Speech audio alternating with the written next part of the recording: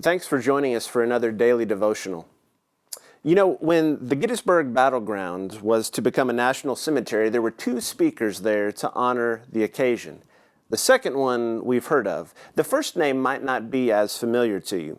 Edward Everett was asked to give a dedication speech, and he spoke for approximately 1 hour and 57 minutes.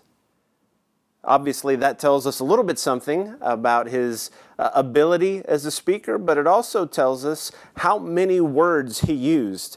And he took his seat while the crowd gave an enthusiastic roar of applause. Then Abraham Lincoln stood up and began speaking, beginning with that famous line, "The world will little note nor long remember," things that we're used to hearing throughout history. But that speech itself lasted approximately 2 minutes. In fact, some witnesses reported that it sounded so much like a prayer and was so solemn, they didn't even know if it was appropriate to applaud after he was done. They say that John Young of the Philadelphia Press whispered to Lincoln, "Is that all?" And Lincoln replied, "Yes." Now here's the question. Which one of those two was remembered longer? You already know the answer to that. But it's worth thinking about the fact that the value of what was said was not determined by the number of words that were used or the length of the speech. It was the content of it that lasted. You know, in James chapter 1, in verse 19, we get this principle. James tells us, "This you know, my beloved brethren, but everyone must be quick to hear, slow to speak, and slow to anger." The idea of being slow to speak seems to go right against the grain of the culture where we live.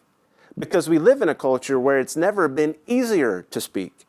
It's never been easier to let my voice be heard. And I've never been able to do it more quickly than I can do it now. I don't have to wait for a newspaper to come out for me to read and digest it. I don't have to wait to see the news on television. I can respond in real time to all of my friends, no matter where they may be. There are a lot of blessings there. But I think there are some challenges as well. We sometimes feel like we should speak a lot.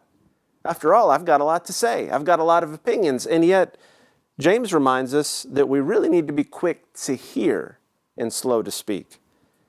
There's a lot being said right now, isn't there? There's a lot being said. And as we're trying to make sense of what's taking place in the world around us, there are a lot of people that are saying competing things. Things that contradict each other. And so one source says this is true, another source says this is true. One person says I have this opinion, another person says I have this opinion. And if I'm not careful, I can be tempted just to wade right into the discussion without ever really stopping to listen and to reflect on what I am actually going to do with my words. What will I accomplish? Is it possible that I could learn more if I took a step back from speaking and just started listening instead? Now, James doesn't say we should never speak, but he does give us an important principle that when it comes to speaking, we do twice as much listening. I wonder how that would change my daily routine. I've thought about that, especially as someone who does a lot of talking. As we think about sermons and Bible classes, how much more listening should I be doing in my own life? And so I want to encourage all of us today. We're going to hear a lot of information. And we're going to hear from our friends. And we'll have good friends that think this and good friends that think that. And some will argue and people will say this. And all of a sudden we can either watch on social media or in real-time conversations, people who have conflicting opinions. And it quickly rises from the level of a conversation to conflict. In the midst of all that, today, let's remind ourselves to listen twice as much as we speak. Before I say something, I need to ask myself, how is this going to help or hurt my influence? My influence is a valuable commodity.